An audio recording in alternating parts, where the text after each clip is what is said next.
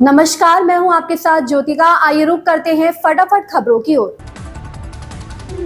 हाजीपुर के कुतुबपुर में पत्रकारों से बातचीत करने के दौरान केंद्रीय मंत्री और लोक जनशक्ति पार्टी के राष्ट्रीय अध्यक्ष चिराग पासवान ने लालू परिवार पर निशाना साधा। उन्होंने कहा कि बिहार में जब जंगल राज था 1990 में जो लोग बिहार छोड़कर दूसरे देश में गए वे वापस लौट कर नहीं आए। तेजस्वी यादव जो क्राइम का बुलेटिन जारी कर रहे हैं उन्हें 1990 का भी बुलेटिन जारी करना चाहिए। उस समय हत्या, रेप सहित हर दिन आपराधिक घटनाओं को अंजाम दिया जाता था।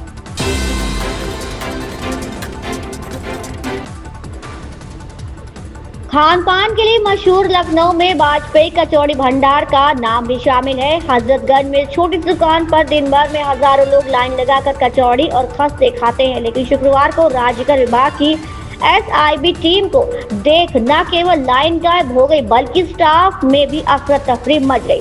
राज्यकर विभाग के छापे में कचौड़ी भंडार के प्रतिष्ठान और गोदाम को जब्त में लिया गया। जांच के दौरान अधिकारियों को घोषित बिक्री और वास्तविक बिक्री में करीब 2 गुना अंतर पाया गया। दस्तावेजों को जब्त कर डाटा का मिलान किया जा रहा है।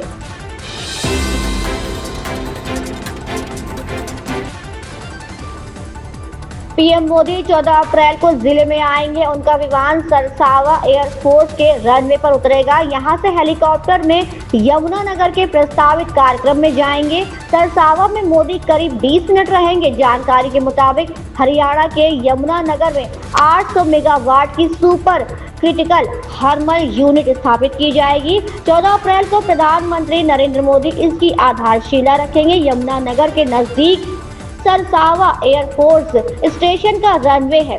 प्रधानमंत्री का विमान दोपहर में करीब 12 बजे यहां उतरेगा। इसके बाद हेलीकॉप्टर से यमुनानगर जाएंगे। जिला प्रशासन की तरफ से प्रधानमंत्री की सुरक्षा को लेकर पुख्ता बंदोबस्त किए जा रहे हैं। शुक्रवार को विमान लैंडिंग की रिहर्सल की गई।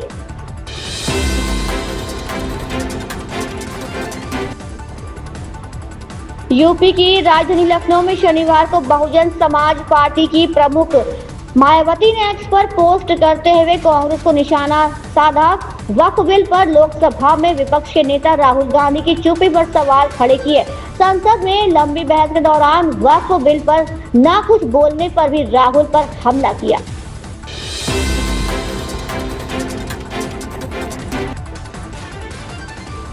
उत्तर प्रदेश में अगले 48 घंटे मौसम का मिजाज बिगड़ा रहने वाला है। मौसम विभाग का कहना है कि शुक्रवार से लेकर शनिवार के बीच प्रदेश के विभिन्न इलाकों में रुक रुक कर बारिश का दौर जारी रहेगा।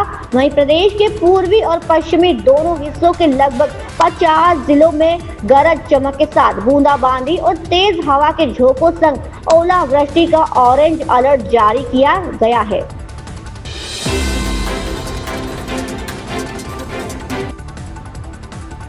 भारत और इटली के रिश्तों को मजबूत करने के लिए दोनों देशों के नेता आगे आ रहे हैं। इटली के उप प्रधानमंत्री एंटोनियो ताजानी ने विदेश मंत्री एस जयशंकर से मुलाकात की। इस दौरान दोनों नेताओं ने भारत मध्य पूर्व यूरोप आर्थिक गलियारे का काम आगे बढ़ाने को लेकर बात की।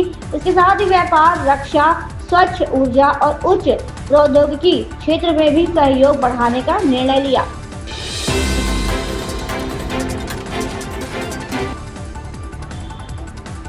डाउन डायरेक्टर के आंकड़ों के अनुसार दोपहर तक करीब 1168 शिकायतें यूपीआई सर्विस को लेकर दर्ज की गई।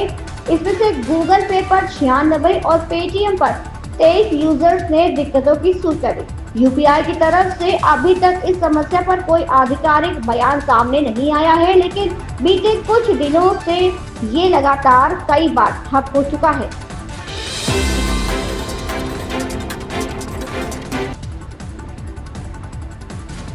केंद्रीय वाणिज्य एवं उद्योग मंत्री पीयूष गोयल ने शुक्रवार को कहा कि भारत में अब तक चीन से ज्यादा निवेश नहीं आया है और सरकार भी चीन से कोई बड़ा निवेश लाने के पक्ष में नहीं है।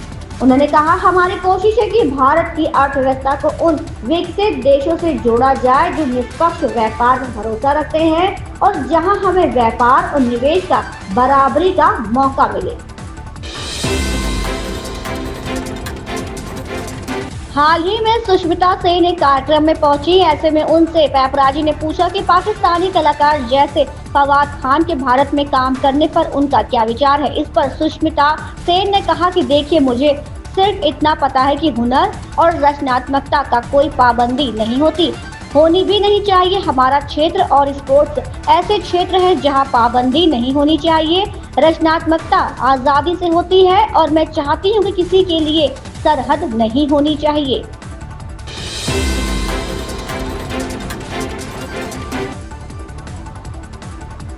केंद्रीय गृह मंत्री अमित शाह ने कहा, ना तो भाग्य उनके साथ था, ना ही अतीत उनके साथ था, ना ही उनके पास पैसा था और ना ही सेना थी। एक बच्चे ने अपने अदम्य साहस और दृढ़ संकल्प से पूरे देश को स्वराज का मंत्र दिया।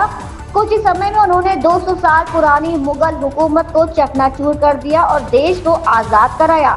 आज आजादी के 75 साल बाद हम दुनिया के सामने सिर उठा के खड़े हैं। हम संकल्प लेते हैं कि जब आजादी के 100 साल पूरे होंगे तो हमारा भारत दुनिया में नंबर 1 होगा। शिवाजी ने अपना मूल सपना रखा था।